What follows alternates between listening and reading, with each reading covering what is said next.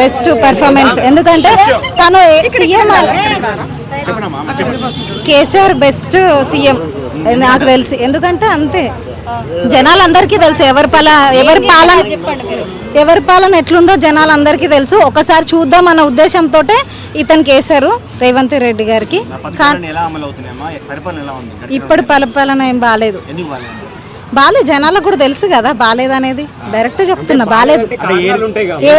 ఏమిచ్చారు? ఒక బస్సు ఒకటే పెట్టారు. గ్యాస్ ఏమి ఎక్కువ పెంచారు కదా. గ్యాస్ ఇచ్చారు అనేది అంటే ప్రతిసారి ఒకరికే కాకుండా చూడాలన్న ఉద్దేశంతో జనాలు కూడా ఈసారి కేసీఆర్ కాకుండా రేవంత్ రెడ్డి గారు కేసారు. కానీ ఇక్కడ మీ అందరికీ తెలుసు ఆయన పాలన ఎలా ఉందనేది. అవును, అది ఉసురు అనేది తాకుతుంది. మీ అందరికీ తెలుసుగా నేను అనొద్దు, తాకుతుంది ఖచ్చితంగా తెలుస్తుంది మీ అందరికి. దాన్ని మంచి అంటారా మీరు? నాకైతే మంచి అనిపించట్లేదు, మీకే తెలియాలి.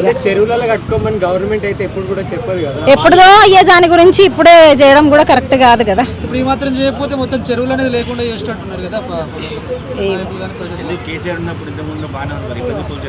కేసీఆర్ అనేది వ్యక్తి వేరు. కేసీఆర్ అంటేనే తెలంగాణ, తెలంగాణ అంటేనే కేసీఆర్.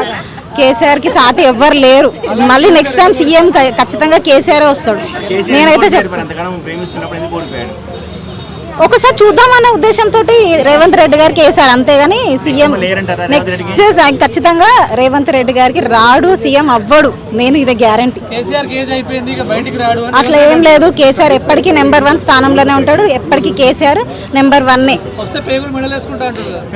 ఖచ్చితంగానే అలా అని రౌడీయిజం చేయడం కరెక్ట్ కాదు కదా. ఖచ్చితంగా కేసీఆర్ గెలుస్తాడు ఈసారి. అది వాళ్ళ పద్ధతి. అది మేమైతే కేసీఆర్కే ఓటేస్తాం. ఖచ్చితంగా చెప్తున్నాం కేసీఆర్. తెలంగాణలో అన్న చెల్లెలు పోటీ పడుతున్నారు పార్టీ పేర్ల కోసం. దాని గురించి ఏమంటావమ్మా? ఇన్నాళ్ళకైనా తెలుసుకున్నాడు. ఒక పేరు మార్చడం వల్లే ఇంత నష్టపోయామని కేటీఆర్ గారు తెలుసుకున్నారు. తెలంగాణ వాళ్ళకి చాలా పేర్ల పరంగా సెంటిమెంట్ అనేది ఎప్పటి నుంచో ఉంది. అది ఇప్పటికి గ్రహించాడని మేము అనుకుంటున్నాం. అప్పుడు కూడా కేసీఆర్ వద్దన్నారు అని కేటీఆర్ గారు వల్లే బీఆర్ఎస్ పెట్టారు అని చాలామంది విమర్శలు చేయడం కూడా జరిగింది. కానీ ఇప్పటికైనా కేటీఆర్ గారు తెలుసుకున్నారు. తొందరగా టీఆర్ఎస్ మళ్ళీ అని ఒక అంటే బాగుంటుంది. ఎందుకంటే ఈ మధ్యకాలంలో వాళ్ళ చెల్లెలు గారు బయటకు వచ్చి టీఆర్ఎస్ అని పెడతానని అంది. అలా కాకుండా ఈ టీఆర్ఎస్ అనేది పోకుండా వీళ్ళే ఉంచుకుంటే బాగుంటుందని మేము అనుకుంటాం. ఇంకోటి ఏంటంటే కవిత పార్టీ పేరు అనౌన్స్ చేయబోతుంది టీఆర్ఎస్ అని తెలిసిన వెంటనే వీళ్ళు ఈ మాట అన్నారు. అంటే కవితకు వీళ్ళు భయపడ్డట్టేనా? భయపడతారు అవన్నీ కేటీఆర్ గారికి తెలియదమ్మా. ఓకేనా? ఆయన మంచితనంతోనే ముందుకు వెళ్తున్నాడు కాబట్టి ఎవరికి భయపడేది అంతా ఏం లేదు. కానీ ఏంటంటే కొద్ది కుటుంబం కలహాలు, కేసీఆర్ గారు చేసిన కొన్ని చిన్న చిన్న పనుల వల్ల వీళ్ళిద్దరూ నలిగిపోతున్నారు అని చాలా మంది చూడటంలో నేను విన్నాను. అంటే కవిత ఏమంటుందంటే నేను ఎంత మొండిదానో మా నాన్న కూడా తెలుసు, ఆయనను మించిన దాన్ని నేను అని మాట్లాడే. తెలంగాణలో నెక్స్ట్ టైం గవర్నమెంట్ ఏర్పాటు చేస్తారని అంత లేదమ్మా. 100 రోజులు నువ్వు జైల్లో ఉన్నప్పుడు నిన్ను బయటికి తీసుకొచ్చి నిన్ను ఇంటికాడ వదిలిపెట్టినారు ఎవరమ్మా? కేటీఆర్. ఆ 100 రోజుల కథ ఏందనేది నువ్వు గ్రహించి మా కేటీఆర్ని ఏమని అంటే బాగుంటుందని మేము అనుకుంటాం. కాంగ్రెస్ పార్టీకి ఏం సంబంధం అమ్మా? కాంగ్రెస్ పార్టీ బిజీగా ఉంది. రేపు వస్తామో లేదా అని అడావుళ్ళు వాళ్ళ పనులు వాళ్ళు చేసుకోవడమే సరిపోతుంది. మంత్రులు ఇంకెవరు ఇవ్వలేదు. హోం మంత్రి ఇచ్చినారా? హోం మంత్రి ఇవ్వని చరిత్ర ఎవరికి లేదు. హోం మంత్రి అంటే ఏ రాజకీయ పరంగా కానీ ఎన్ని పార్టీలు వచ్చినా హోం మంత్రి ఇచ్చేవాళ్ళు. కానీ రేవంత్ రెడ్డి గారు హోం మంత్రియే పెట్టుకున్నారు. కథంతో నడుపుతున్నారు 29 రావాలని. మరి ఎట్లా ఉండిద్దో ఏందనేది తెలియదు. కానీ బీఆర్ఎస్కే అవకాశం ఉంది. కానీ బీఆర్ఎస్ తీసేసి టీఆర్ఎస్ పెడితే నెగ్గుతాడని నేను ఇక వాదన ఉంటుంది కదమ్మా. నలుగుతున్నాము, ఎవరెవరు వెళ్ళిపోతున్నారు, కొత్త వాళ్ళు అందరూ వస్తున్నారు అని ఒక బాధ ఉంటుంది కదా. ఆ బాధ మధ్యలో నుంచి వచ్చిందే ఈ పేరుల అవగాహన.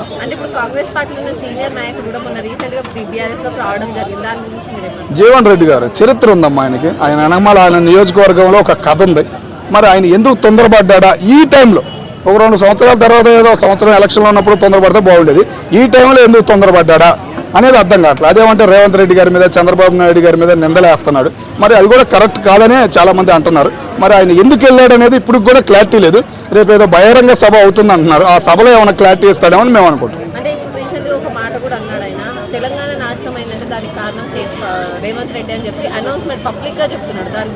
నేను ఒప్పుకుంటానమ్మా. హైడ్రా వచ్చింది కానీ పాపం అన్ని ఇల్లు పడేస్తానంటే అయిపోయిందిరా బాబు తెలంగాణ అనుకున్నాం. కానీ చుట్టూ సముద్రం మధ్యలో ఉంది. సముద్రాన్ని గుర్తిద్దాం. నదుల ఉపయోగం ఏంటి? నదులు ఆక్రమించిన ఆక్రమణ ఏంటి అని జనంలో ఒక అవగాహన కలిగించి ఆ నష్టపోయిన వాళ్ళు ఏది బడాబాబులు అమ్మితే వాళ్ళు నష్టపోయారు, ఆ బడాబాబులకు దెబ్బ తగిలేటట్టు ఆ నష్టపోయిన వాళ్ళకు కూడా నష్టపరిహారం ఇచ్చిన చరిత్ర రేవంత్ రెడ్డిది.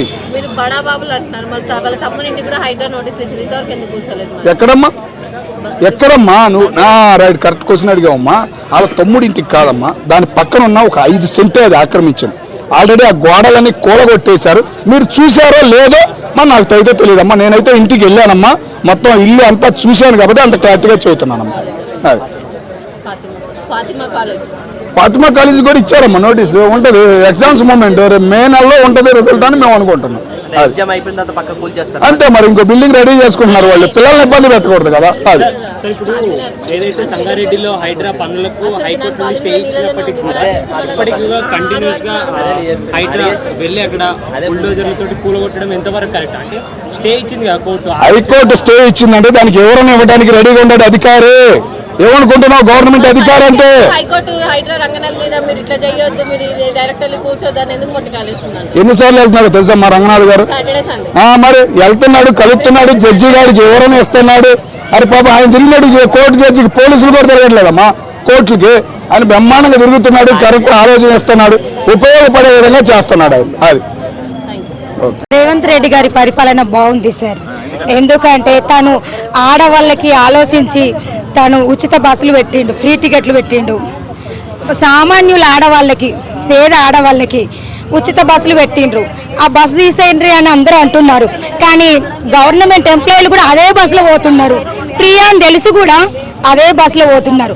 తను రేషన్ కార్డులు ఇచ్చిండు ప్రతి కుటుంబానికి. మన కేసీఆర్ సార్ ఇవ్వలేడు. 10 సంవత్సరాల నుండి రేషన్ కార్డు కోసం నేను తిరిగిన దాన్ని ఉన్నా. ఇప్పటి హయాంలో రేషన్ కార్డు వచ్చింది మేడం, మన ఈ సార్ హయాంలో రేషన్ కార్డు వచ్చింది. ఉచిత బస్సులు పెట్టిండ్రు, మంచి మంచి సౌకర్యాలు చేస్తున్నారు. ఇంకా కూడా అభివృద్ధి చేస్తామని మనకు మాట ఇచ్చిండ్రు. 2500 అన్నాడు, మహిళలకు స్కూటీ అన్నాడు, కాలేజ్ స్టూడెంట్స్ కి అమ్మాయిలకి అవేం రాలేదు, ఓన్లీ ఫ్రీ బస్సు కూడా సరిపోతుందా మీకు? సార్ ఒక్కొక్కటి అమలు చేస్తున్నారు సార్. మనం అనంగానే పుట్టంగానే పెరిగాం సార్, మనం పుట్టంగానే పెరగం, అనంగానే ఏది కాదు. ఒక్కొక్కటి మార్చుకోవాలి, ఒక్కొక్కటి తన ఒక స్టేట్ లెవెల్లో చేస్తున్నాడు, ఒక్కొక్కటి దాని అభివృద్ధిని చేస్తున్నాడు సార్. ఒక్కొక్కటి చేసుకుంటా పోతుండు. తనకి ఒకసారి అవకాశం ఇచ్చారు, ఈ అవకాశాన్ని తను నిలబెట్టుకుంటాడు. ఇది మళ్ళీ సారే వస్తాడు సార్. ఒక్కొక్కరు సార్ అంతకు ముందడుస్తుంది రాజకీయాలు నడుస్తున్నాయి, పెద్ద పెద్ద రాజకీయాలు నడుస్తున్నాయి, వాళ్ళని కూడా తిడుతున్నారు కదా సార్. మంచి అనేది ముందుంటుంది సార్ ప్రతిసారి ఏదైనా. సార్ తప్పకుండా న్యాయం కోసం పోరాడతారు, ఇది న్యాయం జరుగుతుంది సార్. అంటే కేసీఆర్ సార్ కూడా ఒకప్పుడు ఎన్నో అభివృద్ధులు చేశాడు, కాకపోతే వాళ్ళ మధ్యలో సమస్యలు అవి మనకు సంబంధం లేదు. కానీ ప్రజల పట్ల నేను ఆలోచించి మాట్లాడుతున్నా. ఫ్రీ బస్సు పెట్టిండ్రు, ప్రతి ఒక్కటి ఫ్రీగానే చూస్తున్నారు. ఫ్రీ బస్ ఒకటి కాదు సార్, ఒక్కొక్కటి అభివృద్ధి చేస్తున్నారు, ఏది చేయలేరు ఒక్కొక్కటి చెప్తున్నారు కదా. ఇప్పుడు మాట ఇచ్చిండ్రు కదా, మీరు చూస్తున్నారు సోషల్ మీడియాలో. ఇప్పుడు మాట ఇచ్చిండ్రు, దాన్ని నెరవేర్చుకుంటామని హామీలు కూడా ఇచ్చారు మనకి. అంటే కొన్ని ఇగో అన్ని రాజకీయ పార్టీల వాళ్ళు ఇదే చెప్తున్నారు, మన ప్రజలకు నచ్చాలి, ప్రజలలో ఉండాలి. రేవంత్ రెడ్డి గారు అయితే ఇప్పుడైతే చేస్తున్నారు, ఒక్కొక్కటైతే తను చేస్తున్నారు కదా. ఇల్లు కూలగొట్టడం తప్పు, అది కూలగొట్టే ముందు ఆలోచించి వాళ్ళకు కూడా ఏదైనా హెల్ప్ చేయాలి మేడం. దీనికైతే ఎవరైనా ఖండిస్తాం. అవును, అది తప్పే మేడం. దానికంటూ ఒకటి వాళ్ళ కోసం కూడా ఆలోచించాలి. పేద ప్రజలు ఉంటారు కాబట్టి వాళ్ళ కోసం ఏదైనా ఆలోచించి ముందుకెళ్లాలని మేము కోరుకుంటున్నాం. మేము ఎందుకంటే ఒక్కొక్కటి అభివృద్ధి చేస్తాం, మమ్మల్ని నమ్మండి. దీనికి కూడా మేము ఇంకా మీకు అవకాశం ఇస్తున్నాం అనగానే సరిపోదు, మమ్మల్ని కూడా ఒకసారి ఆలోచించండి అంటున్నారు కాబట్టి. అంటే నేను చూస్తున్నా, ఈ రాజకీయం చూస్తున్నా, ఆ రాజకీయం చూస్తున్నా. మనము కేసీఆర్ సారు బాగానే చేసిండు, కానీ కేసీఆర్ సార్ హయాంలో ఇంత రాలేదు మేడం. ఆడవాళ్ళకి అనేది ఎక్కడ కూడా మేము ఫ్రీ, ఆడవాళ్ళకి చాలా హక్కులు ఇప్పటికెళ్ళి అమలైనాయని నేను అనుకుంటున్నాను. బస్ ఇస్తేనే కాదు మేడం, ఒక రేషన్ కార్డు కోసము ఒక 10 సంవత్సరాల నుండి నేను ఎదురు చూసిన. ఆ అదే రేషన్ కార్డు వచ్చిందని మాకే కాదు నాలాంటి పేద ప్రజలకు చాలా మందికి వచ్చింది రేషన్ కార్డు. ప్రజలు రోడ్డు మీద పడుతున్నారు కదా. పేద ప్రజలకు అది వాళ్ళది చూసుకోవాలి మేడం, ఎందుకంటే మనకు సంబంధం లేని ఇష్యూ అది. ప్రజలే కదా. ప్రజలకు ఒకటి ఏదన్నా కల్పించాలని అయితే మేమైతే కోరుకుంటాం మేడం. ఏం కల్పించారు? ఒక ఇల్లు లాంటిది వాళ్ళది గుళ్ళగొడుతున్నారు అన్నారు కదా మేడం. సో మీరు అంతా సపోర్ట్ చేస్తారు, ఏం చెప్తున్నారు? మేము ఎవరికి సపోర్ట్ చేయము మేడం, న్యాయం గెలవాలనుకున్నారు, ప్రజల పట్ల న్యాయంగా ఉండాలనుకుంటున్నాం. అన్నారు కదా. కేసీఆర్ చేసిన అన్యాయం ఏంటి? కేసీఆర్ చేసింది అన్యాయం ఏం లేదు, కాకపోతే మాకంటూ కొన్ని హక్కులు అయితే నేను ఇప్పుడు చూస్తున్నా, నాకు తెలిసిన హయాంలో ఇప్పుడైతే చూస్తున్నా సార్. నేను మేము చూస్తున్నాం ఇప్పుడైతే. రేవంత్ రెడ్డి గవర్నమెంట్ బాగుందంటారు, అవును సార్. కేసీఆర్ గవర్నమెంట్ బాగాలేదు అంటే మా ఇప్పుడు వచ్చిన హక్కులతోని ఇంకా ముందుకెళ్తాడని, ఇప్పుడు టెక్నాలజీ ప్రకారం ముందుకెళ్తాడేమో అని మేము అనుకుంటున్నాం సార్. కాంగ్రెస్ ప్రభుత్వం వస్తుందా? వస్తుంది అనుకుంటున్నా నేనైతే. కేసీఆర్ వద్దంటున్నారు. అయ్యో మరి వాళ్ళది అది ప్రజలు గెలిపించాలి సార్, నాకేం తెలియదు. ప్రజలలో ఉంది, మన అన్నయ్యని కాదు, ప్రజల పట్ల ప్రజల అవగాహన సార్. Okay, thank you. ఈ వీడియో కనుక మీకు నచ్చినట్లయితే లైక్ చేయండి, షేర్ చేయండి. మరిన్ని వీడియోస్ కోసం మా ఛానల్ని సబ్స్క్రైబ్ చేయండి. మీ అభిప్రాయాలు మాకు కామెంట్స్ రూపంలో చెప్పండి. మరిన్ని వీడియోస్ కోసం మా ఛానల్ని సబ్స్క్రైబ్ చేయండి.